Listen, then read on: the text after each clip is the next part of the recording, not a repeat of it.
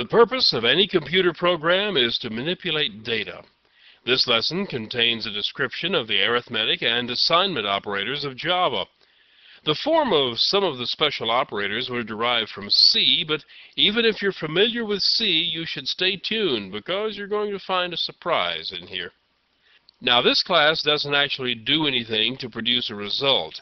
It was devised just to show you the array of arithmetic operators available in Java. All the operations in this class operate on the int values A, B, and C. Here, they're all three declared and assigned initial values. The values don't mean much in this application, but they do keep the compiler from complaining. This is probably the most common operation of all. This is the assignment operator. It causes the value to be calculated from the expression on the right and stored in the location specified on the left. This is the form that exists in almost every programming language. The operators of add, subtract, multiply, and divide can be used between any two values of any numeric type, and the result is calculated and assigned to the variable named on the left. In these examples, the data items are the same size, so there's no need to cast anything to narrow the result to make it fit.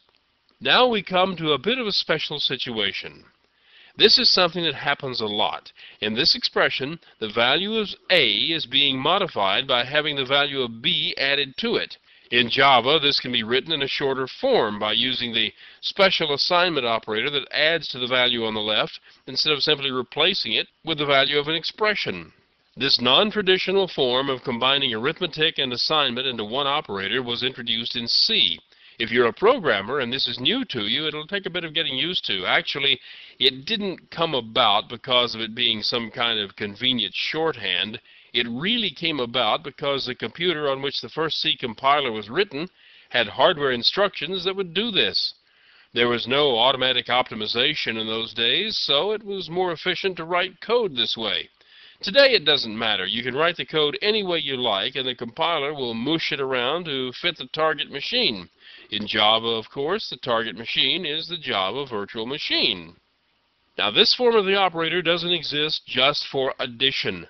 There are also versions of it for subtraction, multiplication, and division. And there is one other binary arithmetic operator, the modulo operator. The percent sign performs the same operation as the division does, except the result is taken to be the remainder. It isn't used as often as the other four, but it can come in very handy in special circumstances. We'll be using it later when we get into animation. And just like the other four operators, this one also can be written in the combined form. These two statements are identical as far as Java is concerned. These are the bit shift operators. The first one will shift the value of A 3 bits to the left, thus doubling the value stored in A 3 times. The second shifts the value of A 3 bits to the right, thus halving the value 3 times. Now, with this right shift operator, a negative number will remain negative by having its sign bit replicated on the left.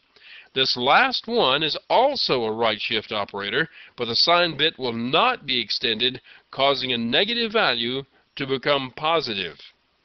The shift operators can also be written in the combined form.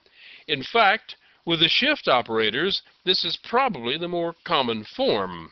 The last of the binary operators are the bitwise operators.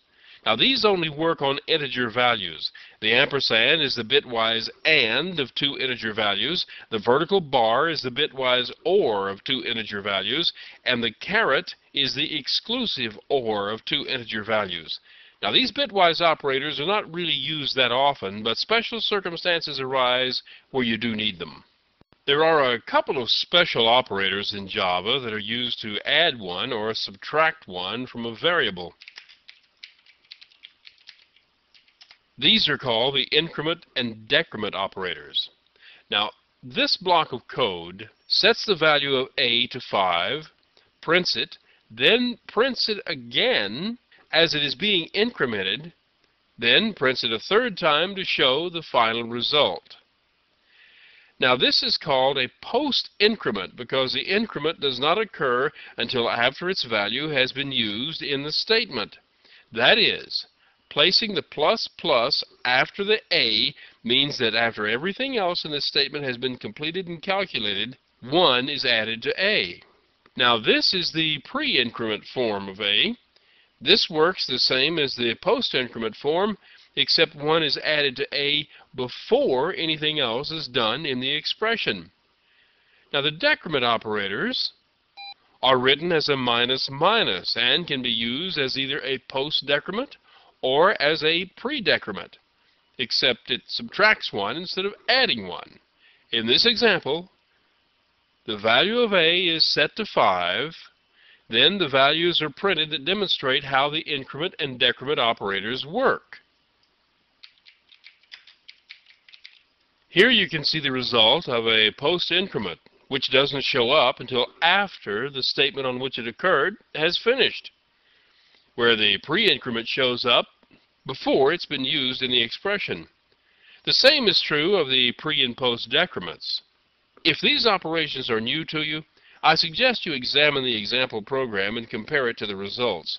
These operators are used a lot in Java, as well as in C and C++ for that matter. Well, that's about it for operators. In an upcoming lesson, we'll be looking at the Boolean operators, which are used to compare values of two numbers, but it's easier to explain those in terms of if and while. But this lesson contains everything you need to do arithmetic in Java.